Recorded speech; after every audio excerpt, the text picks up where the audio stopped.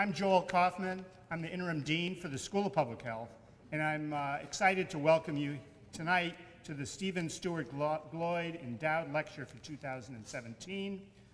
The Gloyd Lecture was established in 1982 by Professor Lynn Staheli of Children's Hospital and Regional Medical Center to honor his mentor, Dr. Park Gloyd.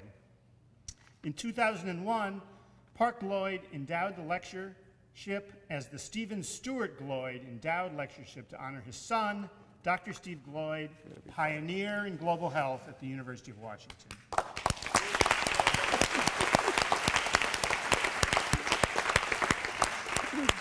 Many of you know Steve. He's a professor of global health and health services and an adjunct professor in epidemiology, family medicine, industrial and systems engineering, and the Evans School of Public Affairs and Governance. He joined our faculty in 1985.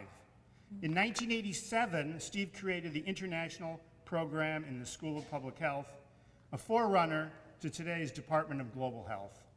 And he's been a long-standing global champion of social justice and equity. Steve has been the recipient of many awards, including the 38th University of Washington Faculty Lecturer, UW's Distinguished Teaching Award, and the 2010 Barsky Award for courageous and effective advocacy for human rights, selected by the American Public Health Association's Physicians Forum. He's a gifted teacher who has worked extensively in Mozambique, the Ivory Coast, Zimbabwe, and Mexico. We're honored to have with us tonight several members of the Gloyd family: Dr. Park Gloyd,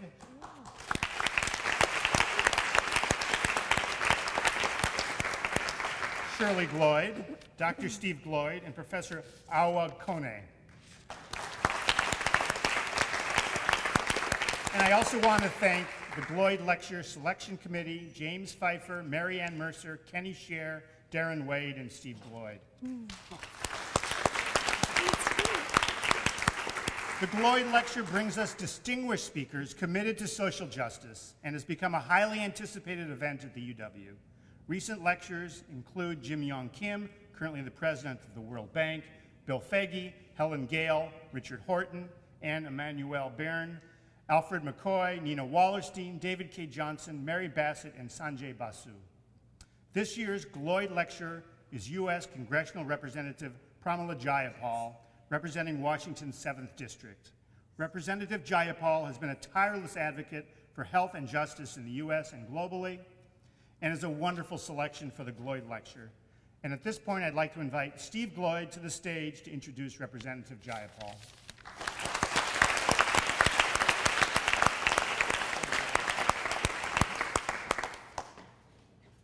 Thanks very much, Joel.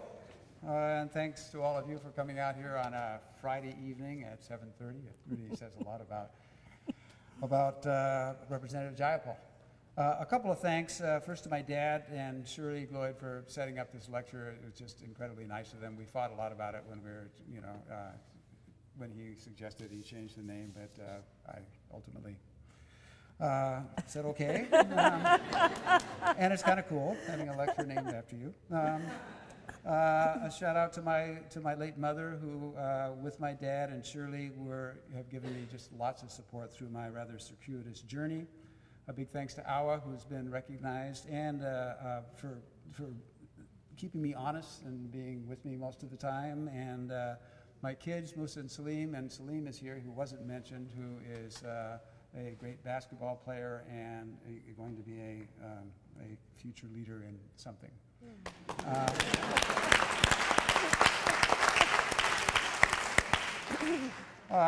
And also for the way that my kids challenge me in the same ways that I used to challenge my dad, because in ways that this is a lot about that. And a big thanks to the many people at the University of Washington who made all this happen, from the Dean's Office, Joel, and everybody in the office, to the hardworking Global Health Resource Center, Darren and group, the Selection Committee for the Gloyd Lecture, Health Alliance International, that has always played a huge role in this endeavor. And a big shout out to the students and the staff and the faculty of the Department in Global Health, who are a continual source of inspiration and challenge to all of us here. Today, just a few hours ago, about 25 students who are graduating in the Department of Global Health in the master's program sang John Lennon's Imagine in 7 different languages, which was incredibly inspiring, which Beautiful. touched my heart. So the UW can be really a special place, one where our struggle to achieve justice and health for all is something we try to do every day, not always succeeding, but we try to do it. And we know that the struggle for health and global health is not just about technological innovation or charity. That achieving health for all really fundamentally is about creating a more just and equitable world, and is basically a political process, one that's particularly relevant now more than ever. And we're really fortunate tonight to have someone who really is in the trenches of that political struggle, Pramila Jayapal. She's somebody who's fought for justice and equity in the United States and around the world. Pramila is not just our representative for the 7th Congressional District, but she's a global health activist. I don't think many people knew that. She worked with PATH in the early 1990s, helping create socially responsible health projects in Africa, Latin America, and Asia. She lived for 2 years in villages and small towns across her birth country of India, and wrote a book about it called A Pilgrimage to India, A Woman's Revisits Her Homeland, which is one that I'm going to pick up for sure.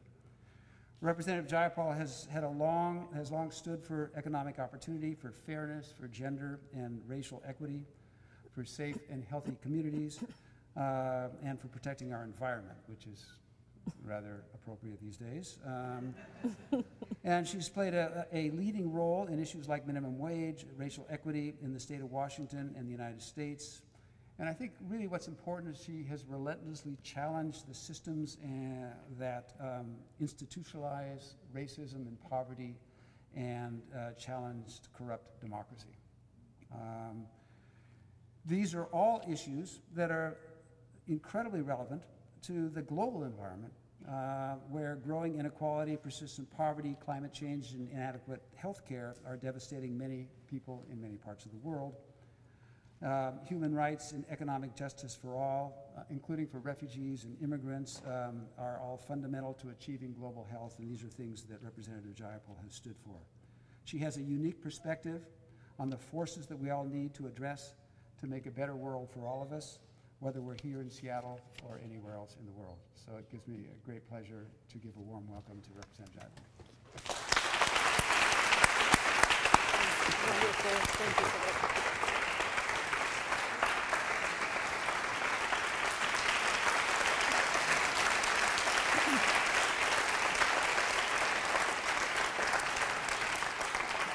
Thank you so much, Steve, for having me here today. You know, it's such an honor to be here on the stage and honoring you, really, for all of the work that you've done. Thank you to the family. I don't know if I'm looking at the family right here, but if I am, thank you to Mom and Dad for bringing us such a conscious, aware human being. We really appreciate it. Thank you, Dean Kaufman, for your work and leadership, and to the Public Health Department, Global Health Department here at the University of Washington. We are incredibly fortunate, I think, to live in Seattle, in a place that has this kind of leadership right here at the University of Washington. It's amazing, right? Yes, you can clap for that. I see you wanting to, so you should. And the fact that there are all of you here on a Friday night at 8 o'clock is amazing. So thank you. I thought I might have, 10 or 15 people who wanted to put themselves through a lecture on a Friday night. But it really is amazing because I think we are in a struggle to fight for our collective health. I'm deeply honored to have been asked to speak here today and to speak to you as the first Indian American woman in the House of Representatives.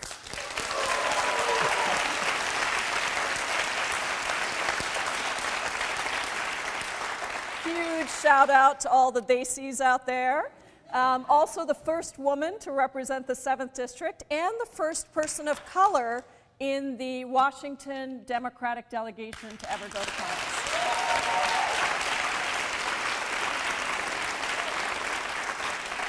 And Steve is right that most people know me for my immigrant rights work and for creating the organization that was originally called Hate Free Zone after 9/11. We changed our name to One America. But it grew from an all-volunteer effort after 9/11 to challenge the Bush administration around deportations and detentions and civil liberties abuses. We were able to stop the deportations of 4,000 Somalis across the country. And that effort grew to take on the fight for comprehensive immigration reform and so much more to ensure that we created safe, welcoming communities, including one of the first sanctuary cities ever in the country. That was right here in Seattle in 2003. And so that's what a lot of people know me for. But it is true that actually a lot of people don't know that I started my life really in public health. And, well, not quite started my life. So this is sort of, you know, a pan to circuitous journeys and to leadership of something, because I really think we don't always know where our path is going to lead us. I'm an immigrant from India. I was born in India. I was born in Chennai, for those of you who know India, but I'm actually a Malu. I'm a Malayali from Kerala, from the state of Kerala.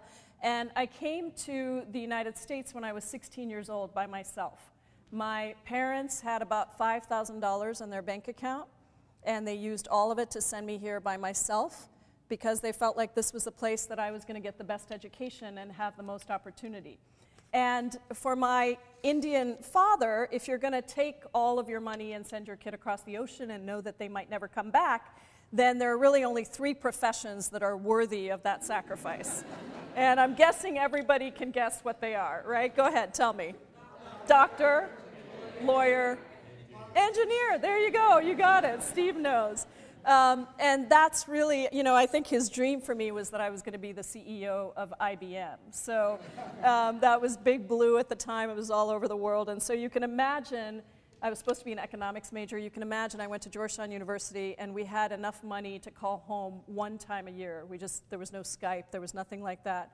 And we just didn't have a lot of money. So I used my sophomore year of college, to call my dad on the dorm phone. You remember those corded phones that were on the dorms?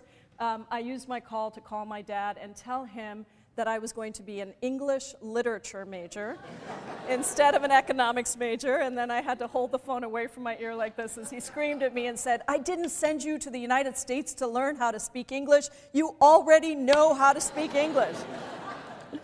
And so I spent 2 years trying to satisfy him, really, working on Wall Street for an investment bank and then going to graduate school to get a master's of business, an MBA.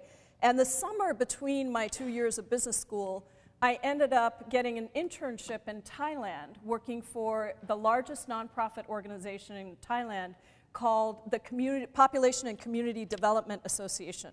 And for those of you in global health, you may remember or know Kun Michai. Michai was sort of at the front, a pioneer on fighting the spread of AIDS in Thailand by popularizing the use of condoms. So he would stand on the street corners in Bangkok and blow up condoms. And he had a great restaurant. I don't know if it's still there. Maybe somebody who's visited Bangkok can tell me. But he had a great restaurant called Cabbages and Condoms. That was part of the whole nonprofit that helped provide some income, and at every table there was a little basket of condoms. So I went to work there for the summer, and this was while all of my friends were going back to investment banks or going to McKinsey and doing consulting work. I went to Thailand, and I worked along the borders of Laos and Cambodia and in some of the refugee camps, and I learned how rural economies worked, and I learned how to count chickens and what it meant to have a sustainable economy. And it was an amazing experience, and it really changed my outlook on how I could use business skills for social good. And my interest in health continued. I had some loans. My dad was still kind of on my case a little bit. He's very proud of me now, by the way. He won't let you get out of the house without showing you every article and magazine that's been written about his daughter. But my interest continued. I was still trying to figure out, you know, how to pay back some of my loans, and I thought, well, maybe I can work in the medical industry. And if I worked in the medical industry for a product that I care about, then maybe that will make a difference. And so I went to work for a company called Physio Control, which is based here in Redmond. It was the time when Seattle had just been ranked one of the best cities to live in the country, and I thought, well, I don't really have any family here. My parents still live in India. And so I moved out to Seattle, And the first thing they did is put you into sales. It was this program that was designed to hire people out of graduate school, business school, and then transition you through the different departments. So I was selling cardiac defibrillators, and my territory was Western Ohio and Eastern Indiana. And I was based in Cincinnati, Ohio, and I was the first woman ever in the district, and I was the first person of color ever in the district. And I didn't eat steak, which was a really bad thing in Cincinnati. And you know, people, the folks who were selling defibrillators, actually there's quite a hierarchy to get into that kind of medical equipment sales. And so they weren't very happy about this newbie who had never done sales and come out of business school. But I would drive in my my Ford Aerostar, blue Ford Aerostar van, which at that time the seats didn't go up and down, so I had 2 phone books that were stacked under me. And I had a cart in the back that I would pull out of the Ford Aerostar van, and the legs would come down, and then I had all these defibrillators on the cart. And I would go into hospitals and I would sell defibrillators to doctors. And it was fascinating, and I was completely taken with it. At the time, we had something called an STM monitor, which was brand new to detect ischemia and other things. I got very involved, even though I'm not a doctor, I don't have any medical training. I rode with the firefighters and the paramedics on Friday nights in Cincinnati, and I threw the equipment around the way that they do so that I knew exactly how it was going to be used. And then I'd walk into these little fire departments, and the firefighters would look at me, volunteer fire departments, and they'd say, "Where are you from?" And I would say, "India." And they'd say, "Where in Indiana?" And I'd say, no, India, all the way across the ocean, you know, that other continent. But it was an amazing, amazing experience because it actually prepared me for a later political life, because I interacted with people who were very, very different from me politically, but we found a lot of common ground, and I stayed just long enough to outsell every guy in that district. And then I left, and I realized that what I really wanted to do was work in a nonprofit in global health and development. And so I moved to Seattle. I got a great job with PATH, and as Steve said, I ran what was called the Fund for Technology Transfer, which for 4 years, which was essentially a loan fund that I grew to be about $6 million, and we would invest in these socially responsible projects all over the world, in Latin America, in Asia, in Africa, and it was everything. It was from, you know, helping to fund a contraceptive social marketing project in Indonesia to prevent the spread of AIDS, to a manufacturer in Mexico that was manufacturing injectable contraceptives, to a primary healthcare clinic in the Gambia.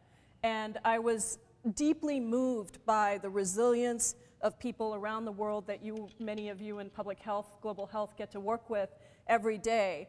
And the knowledge and the wisdom of so many cultures that is so intrinsic and endemic to any successful public health program. And so we created some new things too. We started working with women in India who were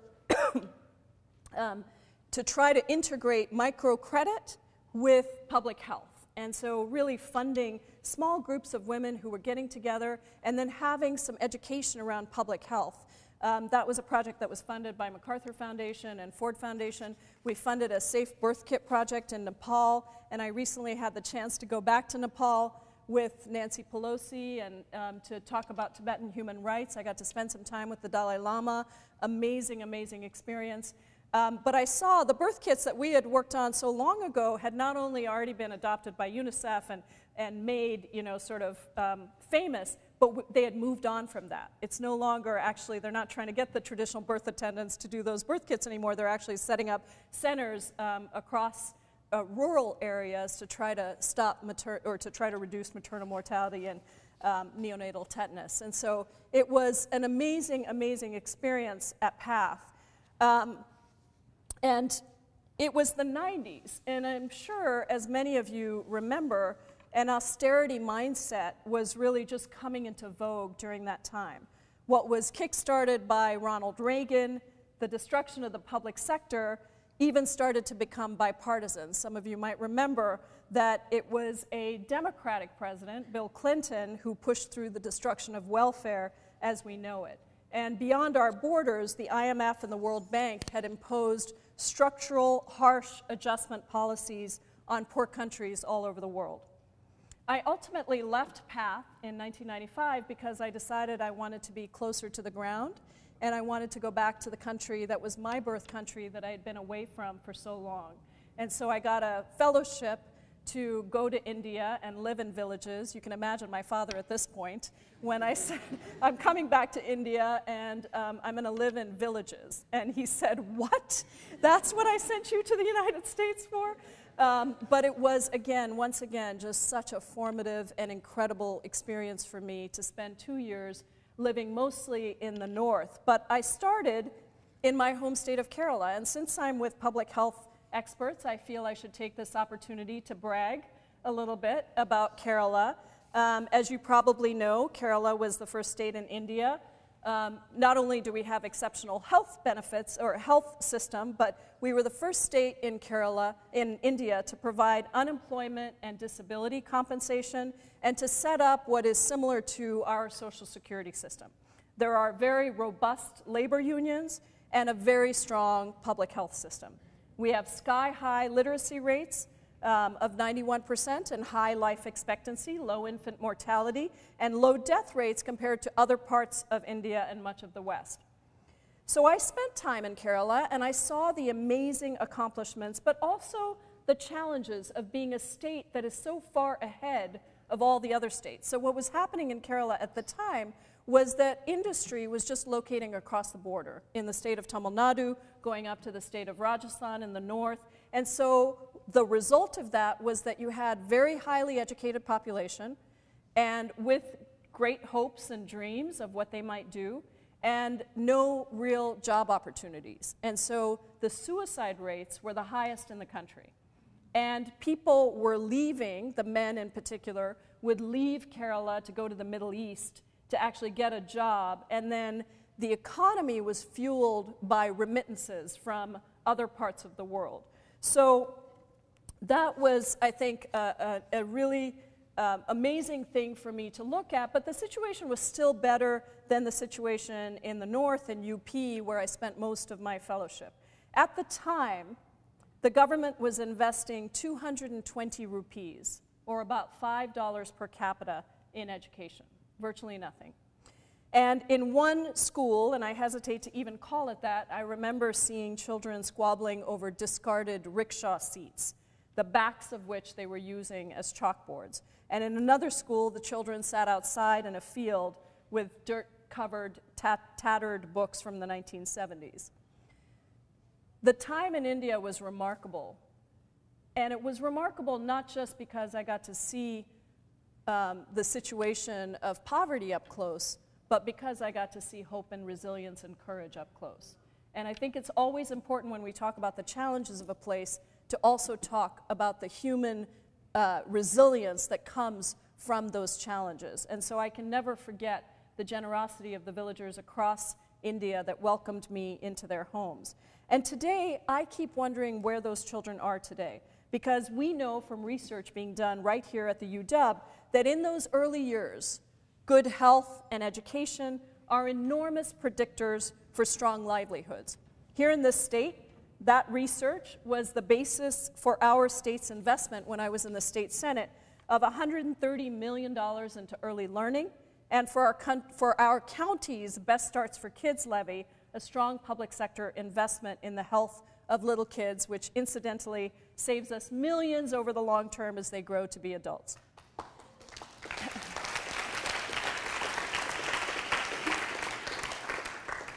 So these sorts of investments, to me, represent the polar opposite of austerity, an idea that is touted every time Republicans talk about the failed notions of trickle-down economics, that by slashing public investments, you spur economic growth while sharply reducing deficits, and that wealth filters down to everyone. Well, the destruction that austerity politics and those ideas have created is clearer and clearer in a world where inequality just continues to grow. As attractive and tidy as austerity economics may seem to some, we really do need to reckon with the real world results. So let's just look at two small countries in Europe. In Greece, extreme austerity measures have been a deeply destabilizing force, leading to a prolonged crisis of unemployment and riots and a rash of suicides.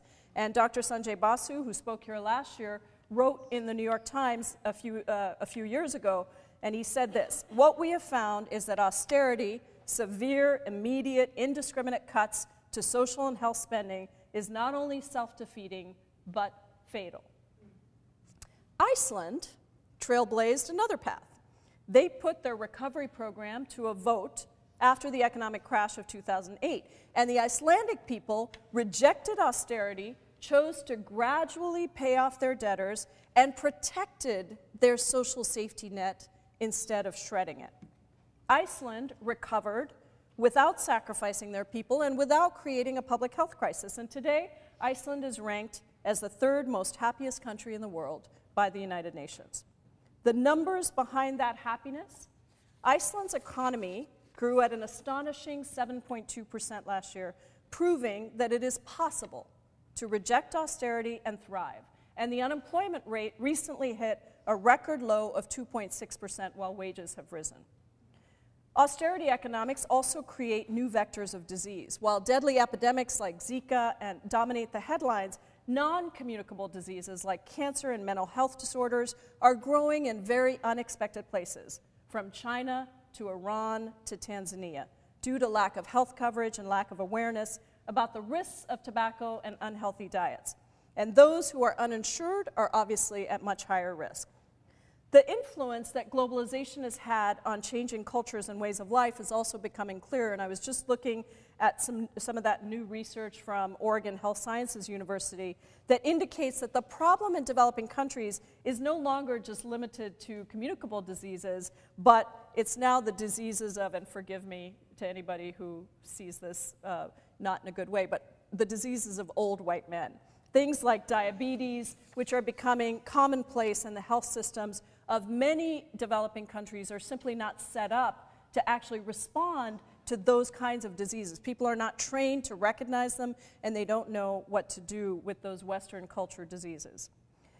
Globalization has brought with it many opportunities, challenges, and contradictions, and we have right now an enormous challenge to try to figure out how you craft trade deals so that they lift up workers every day and protect our environment, while still recognizing that we can't and shouldn't stop trade any more than we can stop migration. These are global phenomena that are going to happen, and we have to actually deal with those ideas and those situations. But the irony of the new rhetoric to build a wall to nowhere along our southern border that costs $40 billion and does absolutely nothing to solve the real need for comprehensive immigration reform that is humane in this country cannot be lost on the global health world.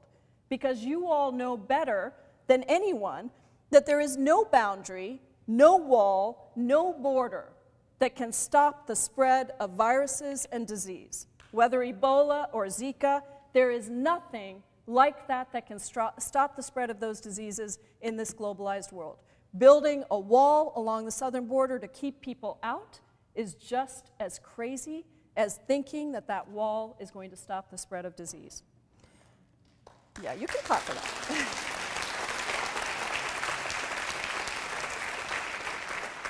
Austerity just makes everything worse. The 2016 WHO study pointed once again to the opposite of austerity as a solution. It said that prevention through redistributive measures should focus on the poorest groups, because poverty is both a cause and a consequence of poor health care.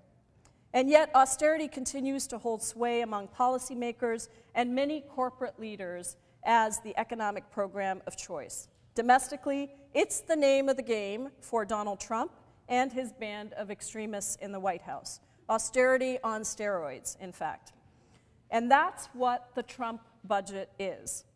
Cut the EPA, gut public housing, gut public education, gut food stamps, gut our investment in the arts and humanities, gut NIH and CDC funding, gut PBS, devastate our families, our kids, and our communities, and leave the poor to fend for themselves, both here and abroad. And we've seen that time and time again. The decimation of $2.2 billion from global health is what's in the budget, in the proposed budget. U.S. aid for international family planning, gone. Programs to fight HIV and AIDS in the world's poorest countries, gone, slashed by 17%. Anti-malaria efforts cut by 11%. Meanwhile, increasing the bloated military budget. And even PEPFAR, which was one of the things that good things that George W. Bush did, which funds prevention and life-saving drugs to fight infectious disease, would be cut by 17%. Bush wrote in the Washington Post recently that PEPFAR has helped save 12 million lives, and he pleaded against gutting it. As the vice-ranking member on the Budget Committee, I had the opportunity to give the opening statement in questioning of Budget Director Mick Mulvaney last week. And I called the budget what it is: shocking, extreme, and immoral. He responded by attempting to justify the administration's $1 trillion math mistake. He double counted that. He said it didn't really matter because he had underestimated on a few other things. What former Treasury Secretary Larry Summers called, and this is a quote, the most egregious accounting error in a presidential budget in nearly 40 years. But even worse than that, to me, Director Mulvaney attempted to redefine compassion as austerity. He said that it was compassionate to cut poor people off nutrition assistance and job training and child care assistance so that they don't become dependent. And the corollary of their strange budgetary economics is that if you're already wealthy, then, well, you get more. Not because you need it, but because you somehow know what to do with it. So in their budget, $1 trillion goes to tax cuts for the wealthiest. 50% of that $1 trillion goes to the top 1% of income earners in this country.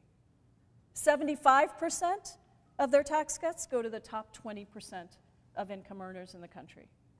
And for everyone else, you're kind of screwed. It's a little bit like a game of Monopoly that is rigged for the haves. You know how the more hotels and properties you get in Monopoly, the more you can collect from unsuspecting people who land on those properties, and the more you collect, the more you buy, and the circle continues, and pretty soon you wipe everyone else off the board. But you are standing strong with as many hotels and properties as you can imagine, with nothing else for the rest. So all of a sudden, compassion is about kicking seniors out of nursing homes, cutting $1.5 trillion from Medicaid, and taking children off of their well baby visits. The truth of healthcare in this country is that the Republican Trump Care plan will literally kill millions of people. And I refuse to call it a healthcare bill because you can't call something a healthcare bill if it kicks 23 million Americans off of healthcare. That is not a healthcare bill.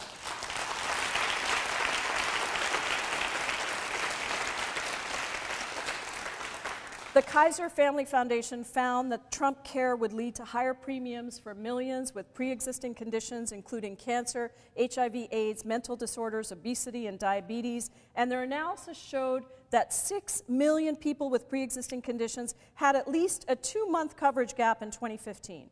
Trump Care allows states to charge sicker people higher premiums if they have one of those breaks in coverage. And Americans face these gaps all the time. You lose your job, you have to move, something happens, you have a crisis in your family.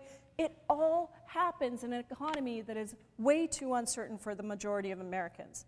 And there's also the Trump Care age tax, which would allow insurers to charge older Americans 5 times what younger people pay and reduce tax credits for older adults to afford coverage, putting at risk one group that's most likely among all Medicare non-Medicare enrollees to be sick.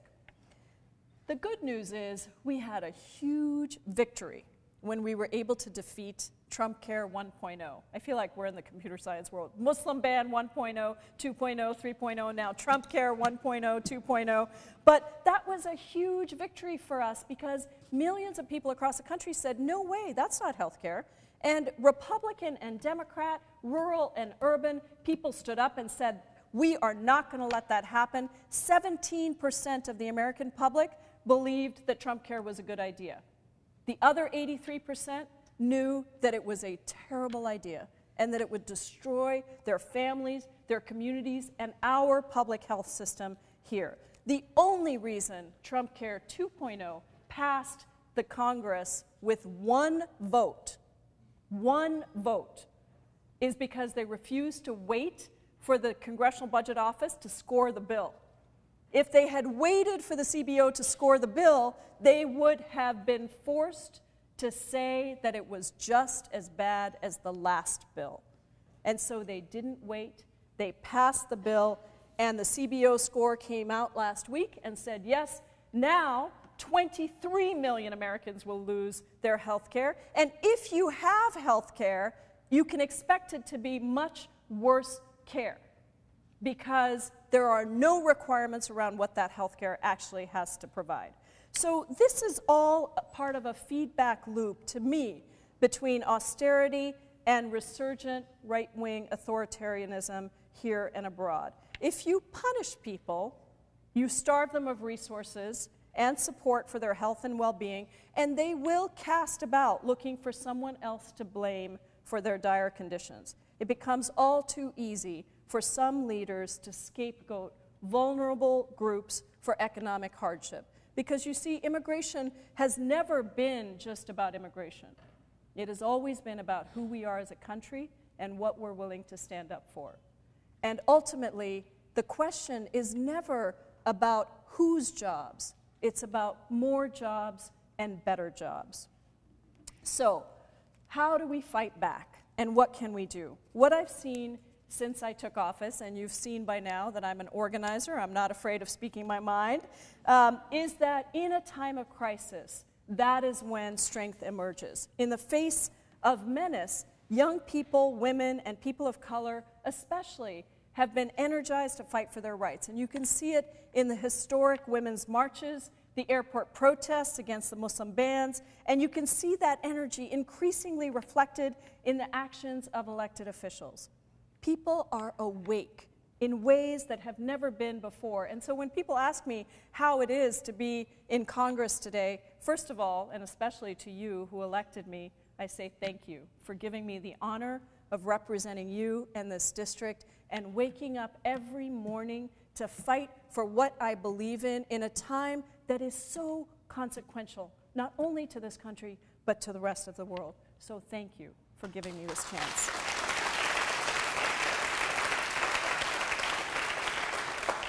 And our families from Puget Sound all the way to Port-au-Prince have a right to not have austerity imposed on them, because that is at the core an attack on human rights in the guise of economic theory.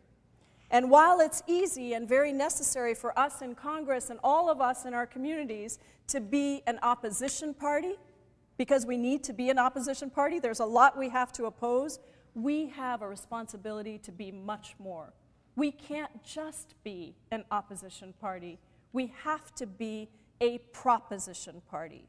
We have to propose a vision of the world that we want to live in and the community that we want to create, and we have to articulate those principles that will allow us to all flourish, because they're all based on a very simple idea that has guided me my whole life, which is we're all better off when we're all better off. It's that simple. And so our work today is to propose that vision. And the Democratic Party is recognizing this too. We've seen Democrats go bolder in their defense of health care as a human right. It's something that Democratic leaders now say all the time. Health care is a right, not a privilege. And we've seen more and more colleagues, the most colleagues ever, signing on to Medicare for All. John Conyers, 676, HR 676. You can clap for that. That's a good one. and also jumping on as co-sponsors of increased Medicaid funding and recognizing the fight for healthcare in the U.S., the most powerful country in the world, is part of the global struggle to make access to healthcare a human right. And just last week, Nancy Pelosi and Chuck Schumer and Bernie Sanders and Keith Ellison all stood side by side and introduced the $15 minimum wage bill so that we can raise that minimum wage across the country. You can clap for that too. Yeah, you're too quiet. You guys are very quiet with your claps. I say just go for it, you know. Don't do the quiet thing, just go right in there. Bernie Sanders and I are also fighting for free college tuition, funded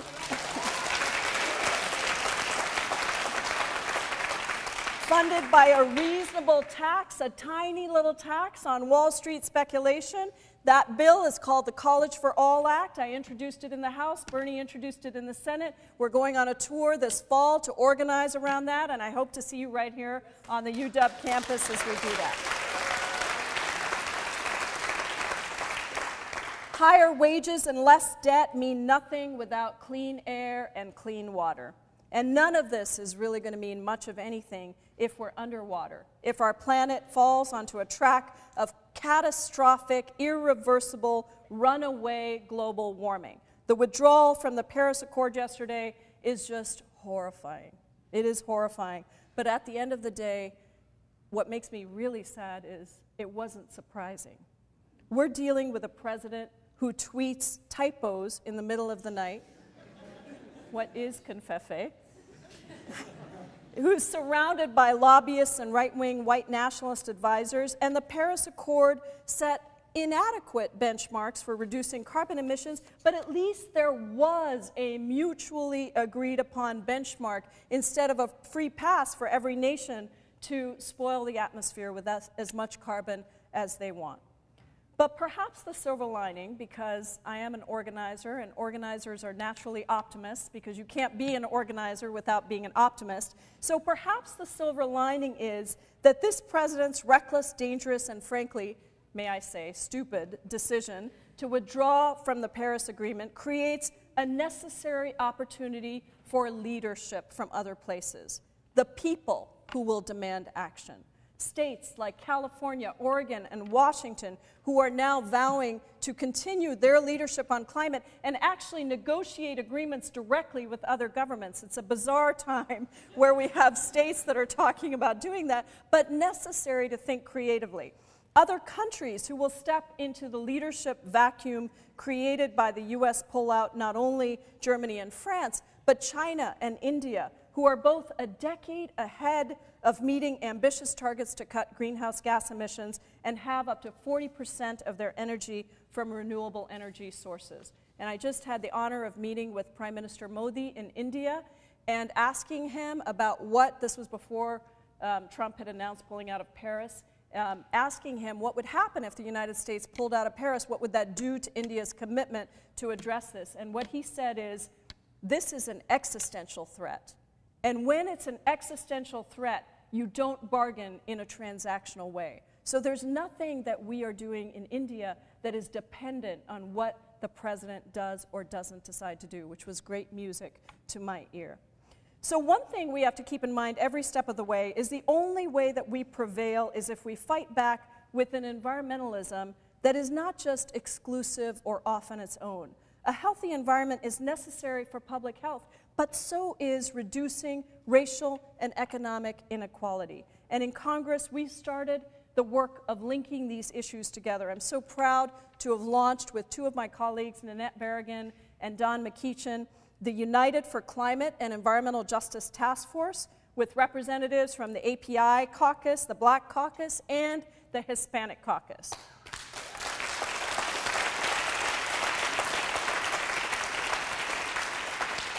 Across this country, we know that low-income Americans, limited English speakers, immigrants, and people of color at our increased risk of exposure to the negative impacts of climate change. And our task force is going to seek specifically to identify solutions for climate justice and equity, and we will organize in our communities to make that real. If you look up the definition of austerity, the opposite, the antonym of austerity in the thesaurus. It says extravagance. Austerity is an idea at one end of an extreme.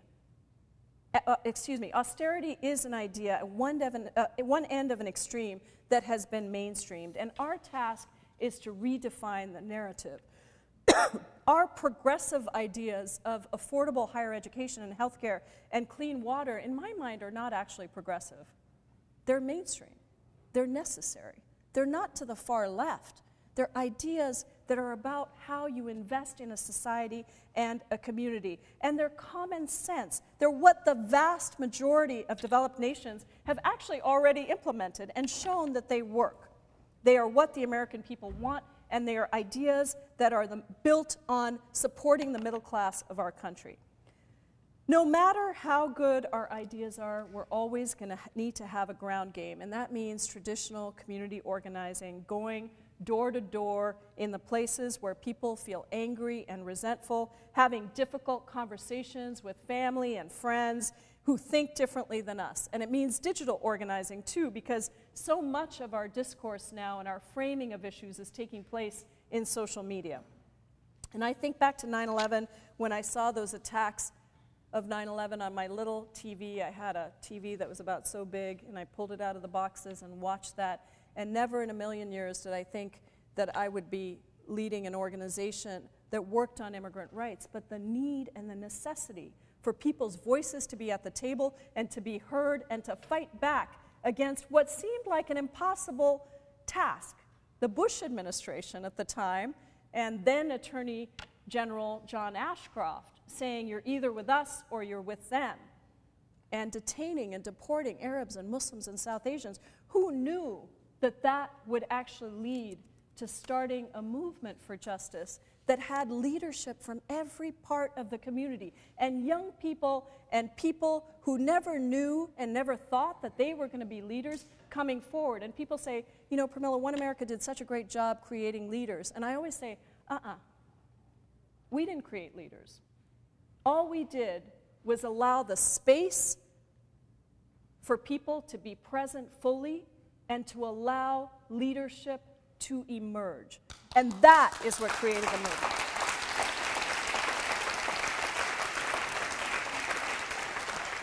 So that was then, and I draw on the lessons of the past and how far we've come, everything we've accomplished every single day. With every terrible announcement we hear, we need each of you in Seattle's global health and development and justice community, whether you're a student or a researcher or an expert at PATH or a public health worker with King County, to constantly be thinking about the ways that we amplify each other's work, that we constantly be thinking about how we advocate and organize and defend and expand the incredible gains in human health that you have pioneered. And my commitment to you is that I will use this position in Congress, representing you and your voices, to fight for that every single day.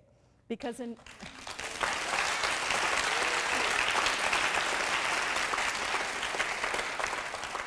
many ways, we are really in uncharted waters. We're in uncharted waters because the austerity programs and mentality have created enormous inequality, but also inequity and silos. It's created situations where some communities have suffered more and need more resources just to get to the same baseline. And to win, we are going to have to weave together our community tapestry all over again, seeing our issues as intertwined, where labor rights is tied together with immigrant rights, and racial justice and gender justice and economic justice are inseparably intertwined with each other, because we know that we cannot address wealth inequality and health disparity if we don't also acknowledge that it is those whose status is not equal, the homeless and the mentally ill, undocumented immigrants, Muslim refugees, women of color, transgender individuals, those with disabilities, the people who have been left the furthest behind.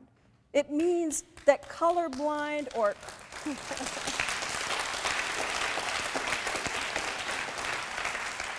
It means that colorblind or genderblind programs, whether in public health or housing or any other field, just don't get us to where we need to be.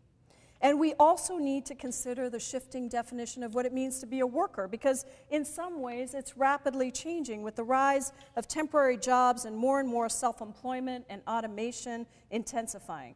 And I've been asked before about the notion of universal basic income, and the answer is I'm very intrigued. And I think we have a lot of work to do to ensure that we are preserving the rights and the dignity of work and the opportunity for people to work. So a truly transformational alternative to austerity may not be something that we've seen before. It has to be grounded in human rights, but it might be a brand new synthesis of ideas, including ideas from young people, from activists, from thinkers and researchers in this very school. I couldn't be more motivated and proud to be a part of these developments as a member of Congress who is proudly wearing the label I've been given, the anti-Trump. And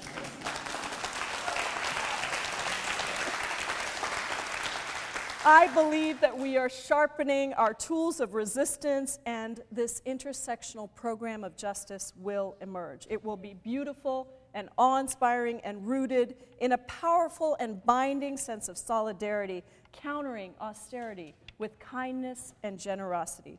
Because generosity, after all, is one of the most powerful forces on earth. Generosity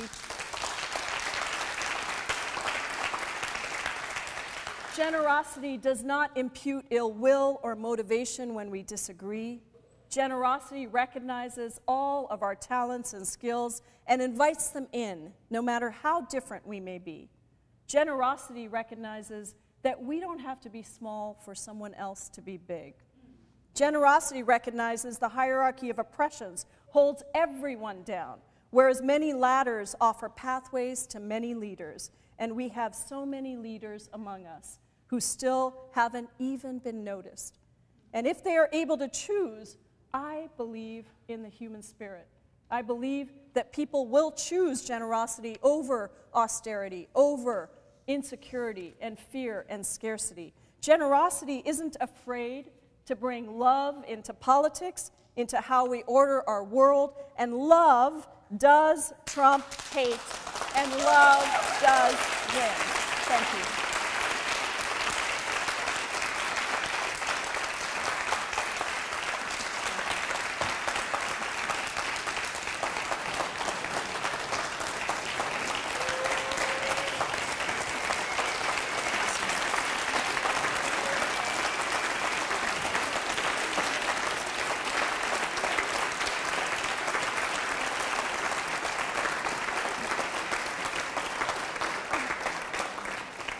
Goodness, you didn't have to say it. Thank you so much.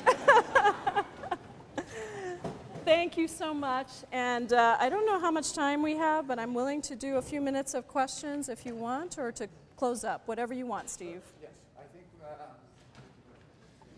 this is being recorded, so you have to be at the microphone. I think we have 5 or 10 minutes, if that's okay with you, for questions. And if I know my colleagues well in this group, we will not lack in questions and comments. In fact, I think we have one right here.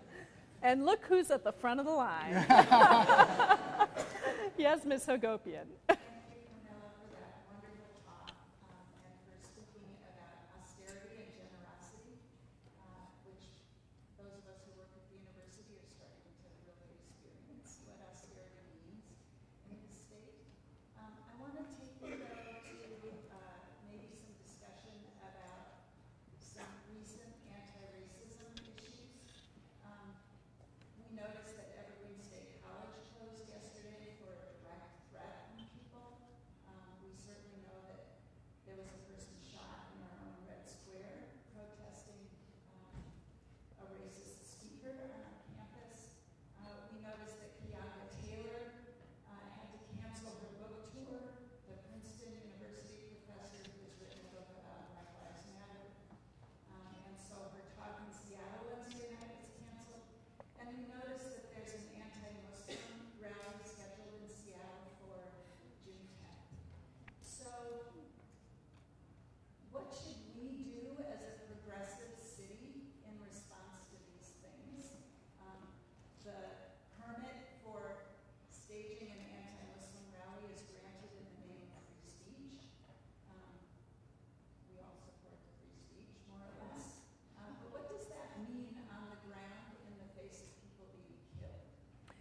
Thank you for the question. It is, I think, one of the things I've been struggling with the most. I'm a strong advocate for free speech, but when you have an administration that has legitimized hatred and racism, and in addition to everything you listed, Amy, one of the things that horrified me was the noose also that was found at the African American Museum, and another noose outside of the American Museum of History in Washington, D.C., and the constant ways in which we vilify and otherize and demean people that allows for somebody to be stabbed for standing up to protect people against Islamophobia, and allows for that rally to be actually happening and legitimized. So the question I have, I don't have an answer for you. The question I have around the rallies and the free speech, and I was just talking to Anila Afzali, who I hope you all know Anila. She's an amazing activist with MAPS Amen, which is the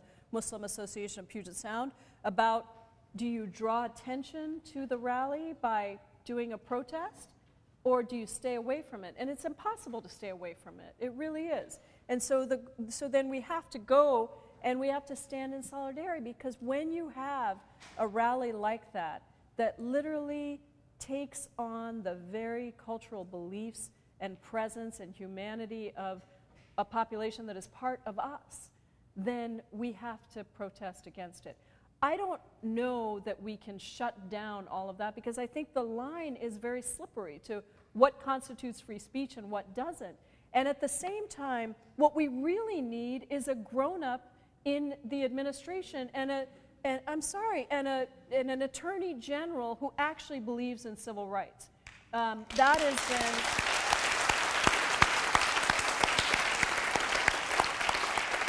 So what I would say is, I think we should go to those rallies. We should stand in solidarity. We should be the ones to take on the people who say the things that demean and defile people. And we should work to actually create the kind of political change that we need to see in the country, so that we no longer have this permeating our atmosphere. And I guess that's, you know, after 9/11, the Muslim community, I remember leaders of the Muslim community said to me, in some ways, if we had to find anything good that happened in the backlash of 9/11, it was that it forced us to come forward, and it forced people to get to know us. And today, all these years later, I look at the fact that Jay Inslee went to the mosque where the imam was deported, where I had a protest outside that mosque. I couldn't get a single elected official to come except for Larry Gossett. And now, all these years later, we have embraced the Muslim community in a different way, and people showed up in droves at the airport. So this is a difficult and long struggle, because it's exposing and encouraging and putting light to racism that has existed for a long time. And you know, that is the institutionalized racism that exists in this country is being given air. And so I think we're going to have to continue to look at this, not back away from it, not ever allow it to be normalized, and to show up in droves at the anti-hate, or show up at the hate rallies, and have our own anti-hate rallies to really show what our values are as a society. I think we have time for 2 more questions. All right, I was told by Representative Staff. So. I'll keep it quick. I have a question about pharmaceuticals and public health. There's a hepatitis C drug, Sovaldi, which can cost up to about $84,000 for a course of treatment here in the United States. Overseas, the generic version can cost maybe under $1,000. Do you think current patent law as regards to pharmaceuticals, does it help public health? And if not, what should we do about that? That's such a great question, and Can you repeat the question? Just the question is about pharmaceuticals and the incredibly high cost of pharmaceuticals here in this country, like the one for hepatitis C, and then the cost for generics overseas that are really, really cheap. Do our patent laws help public health or not? And what I would say is that there's research, obviously, that is helping public health and that is done by some of the pharmaceutical companies. But the way in which our pharmaceuticals are priced is absolutely outrageous. We should be able to import drugs and lower the cost of pharmaceuticals and allow for people to be saved.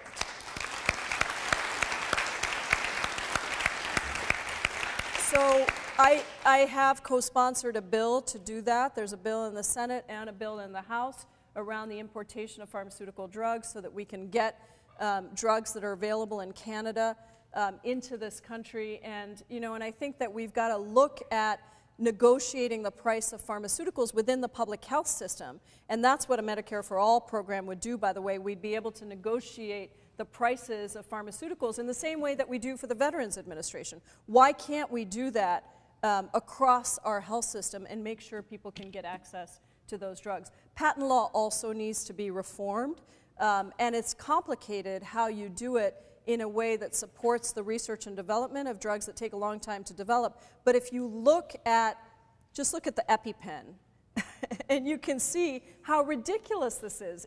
You know, that you would have something that costs like 10 cents and to manufacture and was actually paid for by the US government, but then ultimately can, you know, charge $300 or $600 for this technology that saves people from going into allergic shock and reaction and dying. So there's a lot of work to do, and I think we're trying to get there. Sorry for the long answer, but why don't I take these two, because Gina, I have to take since she worked on my campaign. Okay. And, Thank you. I was wondering, I guess when you look at, for instance, the map, like who voted for Hillary, who voted for Trump, and how dichotomous it was, sort of like Hillary kind of won the cities. can you just speak a little closer to? There you go. Yeah. Trump kind of won everything else. And there seems to be, I work in health informatics, and in this, similarly in healthcare, there's a dichotomy between how people think and how customers, how patients think, and how payers think. That's not great. Like, there's no contract around who should be paying and how generous who should we be taxing to pay for these services, and a lot of other issues that kind of all have the same problem. But how do you build a new, or how do you build a social contract? Like, what is the work involved with that? How do we actually develop kind of a culture around, or a unified culture, even if it's not any one group's ideal? Yeah. Thank you for the question. How do you build a unified culture and a unified social contract when we are very divided on the way in which we see the world? Is that sort of, yeah. So I think that you do it person at a time, person by person. And it's a lot of work, but that's why I'm an organizer. Because I actually believe that the real work happens at the ground with real conversations between people and through telling stories and building the mountain of resistance one story at a time, because ultimately it's that human connection that really makes a difference. And so there is a lot of difference, and I've said, when people say to me, what can I do, because I'm in a district where my representative does what I want, hopefully that will, I say, do you have friends who are in Republican districts? Do you have those family members that you never talk about politics to because you don't agree and you don't want to have those fights? Who has those family members? Go on, raise your hands. Because I've got one. My brother-in-law is like this, and he believes that we should shoot immigrants coming across the border. And he loves me, and I love him. He's a wonderful man. But we are having those conversations because we cannot afford for you to shy away from those. No matter how hard and how difficult those are, I hope you go back to those dinner tables, because if you can't talk to the people who love you and who you love about what's important, then who can? So we need to step into that place of discomfort. Have that conversation. Have it with love and generosity, but have it so that you can actually begin to try to cross some of those boundaries. And I think that that's really, really important, but it's going to take some time.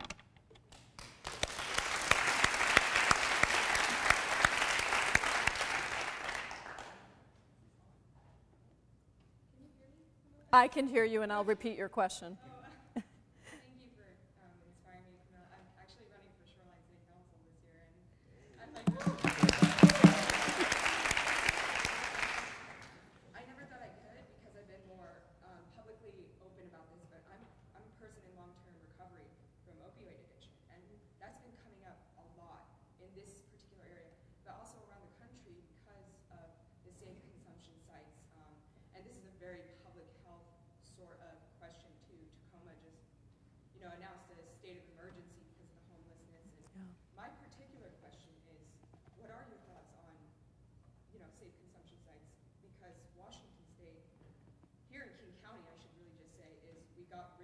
of our only not-for-profit detox center. And it's gone. There's nothing. Yeah. So I really commend trying to keep what we have as far as healthcare, but we can't really send people if there's no place that exists. Yeah. So, yeah. Thank you. So Gina came to me as a volunteer for the campaign and took photographs initially, and then did such an amazing job of telling the story of the campaign through photographs that she got hired at the state senate to be the official photographer down there, and now she's running for Shoreline City Council, and it's really remarkable to watch that progress and to watch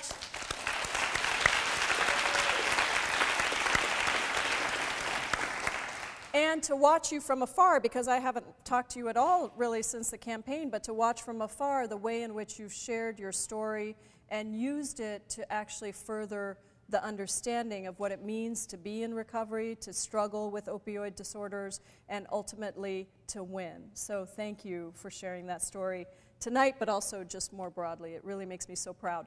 I'm a big fan of safe consumption sites. I think that that's the place we need to go. I think the reality is we have a crisis, and we need to provide an ability to build relationships with people who are going through that crisis, to provide the care that they need in safe ways, and ultimately to really expand our understanding of what it means to deliver public health services. So the only thing I can offer, in some consolation is that opioids are so popular in a bipartisan way.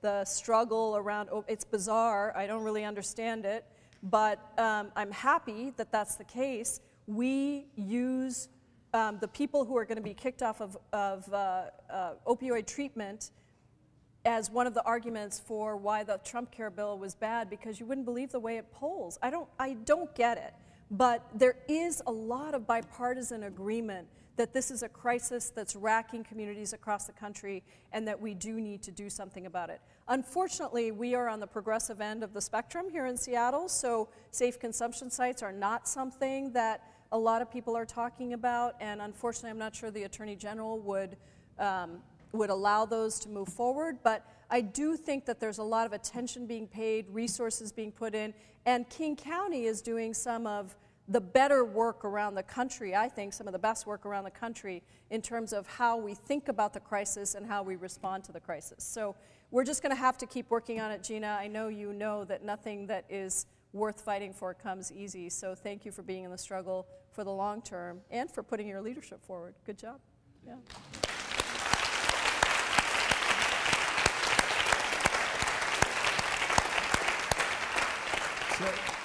So let me close. First of all, before I give a final thanks to Representative Jayapal, to let everybody know that immediately afterwards we're going to have a short, light refreshments outside so people can hang out together for a little bit and reflect on what we've heard.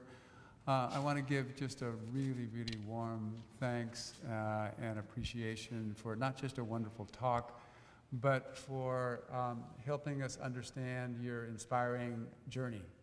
That I think is a model and an inspiration for all of us here, students, faculty, staff, and so thanks again. Thank you for your work.